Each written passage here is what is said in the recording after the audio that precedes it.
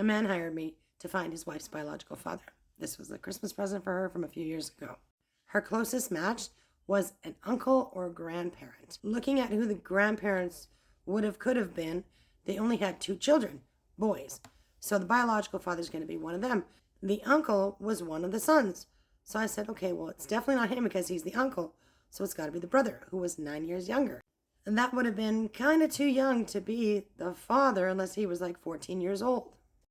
And the thing is, when you clicked on the uncle's tree, it started with his mother. Very peculiar case. Took me a few days to work it out. But in fact, what it was it was the grandmother's DNA that he linked to his name. So her biological father was actually on Ancestry the whole time. But because it was his name linked to his mother's DNA, he's showing up as like an uncle or a grandparent when he is in fact the biological father. Long story short, we figured out who he was, though he was born in Florida and this person was from like Colorado. Really massive difference in where he was from. But then the records started to come up and turned out he was married, living in that same town that she was from. So,